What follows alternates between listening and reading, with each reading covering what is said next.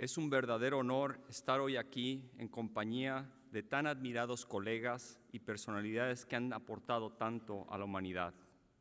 De forma sencilla y de manera personal, quiero describir la gratitud y emoción que siento de estar en este maravilloso rincón de España.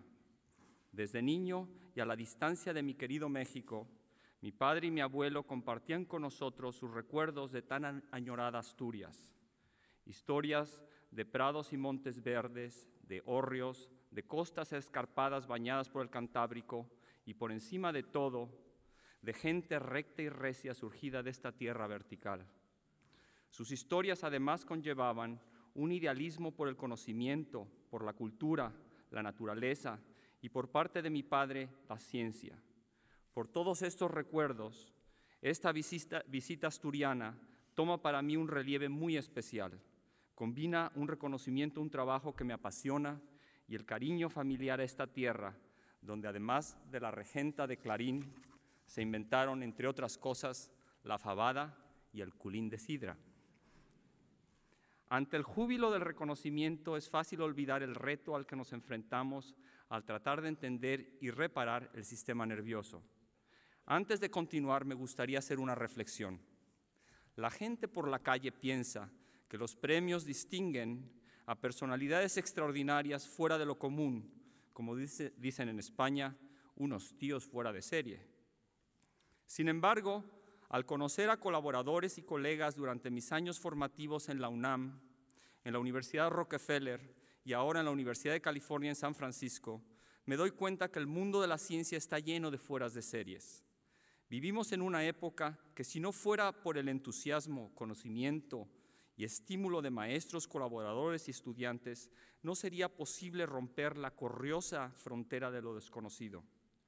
De forma que comparto la emoción con mis maestros, colaboradores y alumnos, y de forma muy especial con un colaborador muy cercano, José Manuel García Verdugo, quien a lo largo de muchos años nos ha acompañado en esta aventura. Cuando nos asomamos al ocular de un microscopio y vemos resplandecer como anuncios luminosos a las células nerviosas, las neuronas, es imposible no asombrarse ante su complejidad, diversidad y extraordinaria belleza. Belleza que cautivó a ese gran científico, escritor, pintor y pensador que fue don Santiago Ramón y Cajal. Hace más de un siglo infirió correctamente la individualidad celular de las neuronas, que con sus frondosos tentáculos se comunican entre sí para establecer los circuitos que controlan el comportamiento animal, el alma misma del ser humano.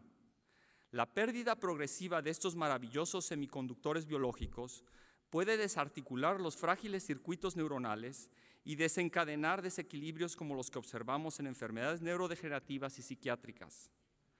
La identificación de las neuronas como individuos celulares es solo el primer paso en un camino muy cuesta arriba para entender cómo se ensambla, funciona o se deteriora este órgano que llevamos dentro de la cabeza. La verdadera belleza del sistema nervioso está en el contenido de sus colectivos celulares, de sus circuitos neuronales y de lo que estos son capaces de hacer. La memoria, la conducta, la percepción, la imaginación, la emoción. Pero no pretendamos que la maravilla cerebral es una cualidad exclusiva del ser humano. La belleza del sistema nervioso se extiende por todo el mundo animal. Después de un siglo de trabajo intenso, estamos todavía en pañales para entender cómo el cerebro es capaz de tanta maravilla.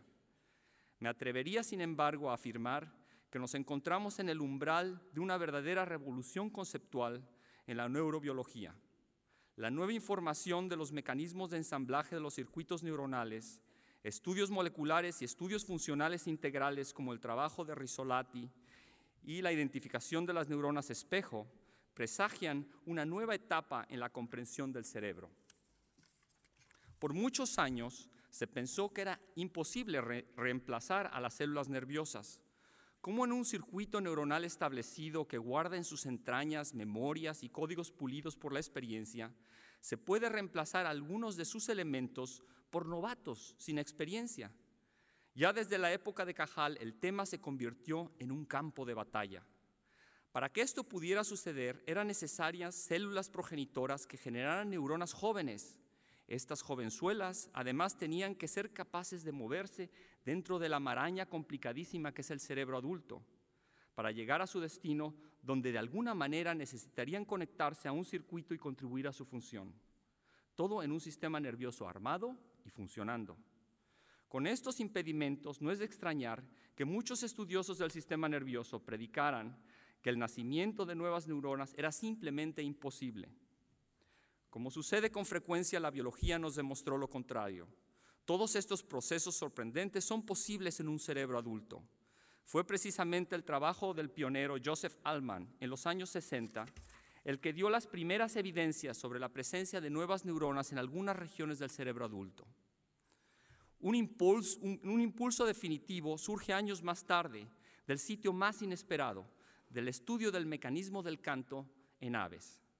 Fernando Nottebohm y colaboradores obtienen en la década de los 80 evidencias electrofisiológicas, anatómicas y de conectividad que dejan poco espacio para la duda.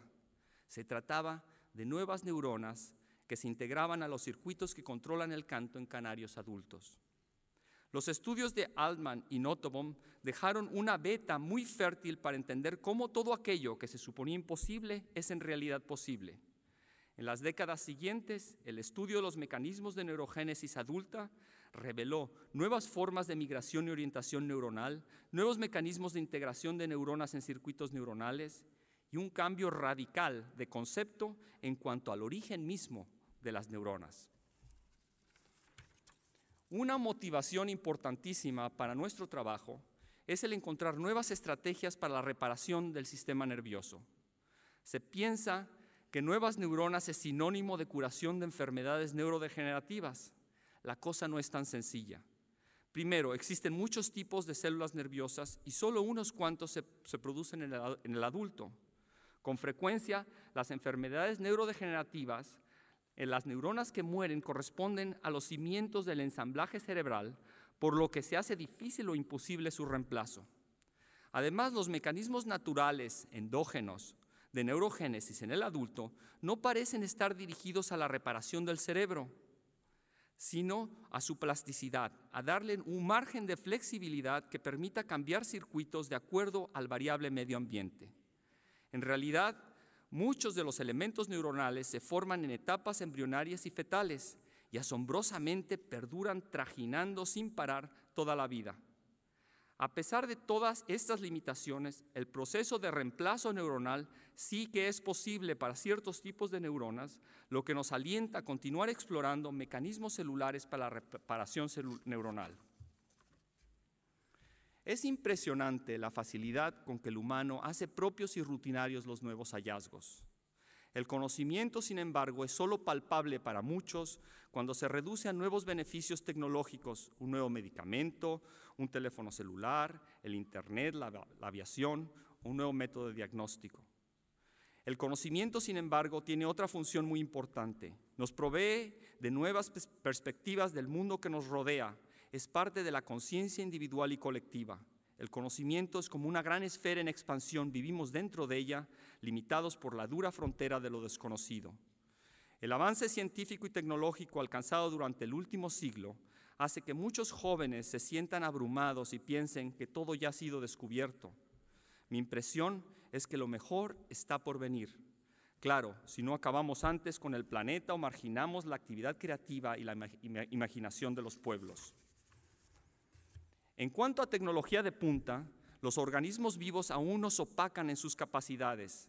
Piensen ustedes en la regeneración de extremidades en una salamandra, los viajes oceánicos del albatros o el olfato de un perro. La naturaleza nos muestra siempre su sorprendente tecnología en unidades que se autoensamblan durante el enigmático desarrollo embrionario y se autorreciclan para integrarse de forma impecable al medio ambiente, sin dejar huella de carbón en la atmósfera o cúmulos de desechos que ponen en jaque a este planeta. Cada vez con mayor frecuencia despreciamos y destruimos formas de vida que tienen mucho que enseñarnos. Como seres vivos, nuestro futuro está en la biología. Tenemos muchísimo que aprender de otros organismos y de nosotros mismos. En este sentido, la simple promoción del conocimiento con el fomento a la imaginación, a la exploración y a la creatividad es lo que hace a los pueblos grandes. Ojalá y el gran salto que ha dado España en el impulso a la ciencia, la cultura y las artes en los últimos 30 años sirva de ejemplo a otros países y en particular a Latinoamérica. A Su Majestad, a los príncipes de Asturias, a la Fundación Príncipe de Asturias, a los distinguidos miembros del jurado, a Asturias y a España, muchas gracias por este reconocimiento, pero además por la promoción de la ciencia y la cultura. Sobre todo, muchas gracias a todos aquellos fuera de serie que han rodeado mi vida, mi familia, mis maestros, mis estudiantes y colegas, que han hecho posible pequeñas incursiones en el mundo de lo desconocido. Gracias.